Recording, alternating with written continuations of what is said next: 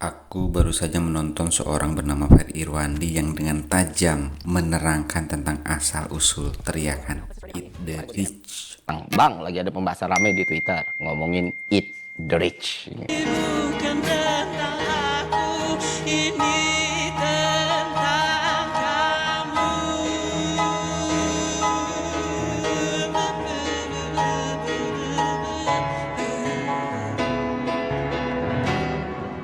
Ini tentang kamu. Kalimat ini sangat sering dikaitin sama seorang filsuf Prancis bernama Jean Rousseau yang bilang, when the people shall have nothing more to eat, they will eat the rich.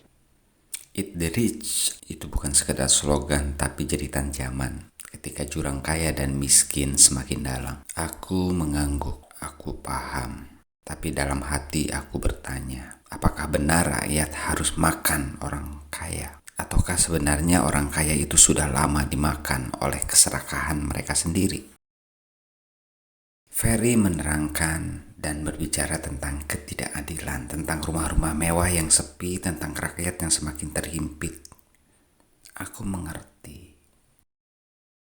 Tapi aku juga tahu, kemarahan tidak pernah bisa mengenyangkan. Yang bisa benar-benar membuat kita runtuh, bukan kekurangan roti, melainkan kerakusan hati. Orang bijak pernah mengajarkan tentang 3 racun batin: keserakahan, kebencian, dan kebodohan. Dan aku melihat justru keserakahan itulah yang paling diam-diam melahap tuannya sendiri. Orang kaya yang tidur di rumah besar kadang lebih miskin dari pengemis di jalan. Karena batinnya tidak pernah merasa cukup. Ia ditelan oleh nafsunya tanpa pernah kenyang. Di zamanku dulu ada Duryodhana. Duryodhana adalah wajah paling jelas dari itu. Istana emas, pasukan besar, tapi jiwanya gelisah setiap kali melihat kami para Pandawa. Dan pada akhirnya bukan panahku yang menghancurkan dia pada dasarnya. Bukan Bima, bukan Yudhistira, bukan perang Bratayuda. Yang benar-benar melumat Duryodhana adalah nafsunya sendiri. Inilah yang orang modern hari ini disebut Eat the Rich. Yang memakan mereka bukan rakyat, melainkan api yang mereka pelihara sendiri. Maka setelah menonton itu aku berpikir, tidak perlu ada yang memakan siapapun, karena kerakusan sudah lebih ganas daripada rakyat paling lapar sekalipun.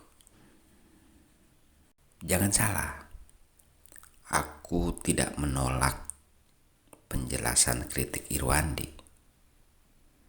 Lagi pula apa yang disampaikan Irwandi adalah asal-usul Eat the Rich. Aku juga tidak menolak suara-suara keras yang keluar dari Ferry Irwandi. Suara itu perlu untuk mengingatkan betapa timpangnya dunia. Tapi sebagai ksatria, aku, Arjuna, melihat hukum semesta bekerja lebih halus. Yang rakus akan dimakan rakusnya. Yang benci akan terbakar bencinya. Yang bodoh akan tenggelam dalam kebodohannya sendiri. Busurku bisa merobohkan tubuh musuh, tapi busur tidak pernah bisa melawan nafsu.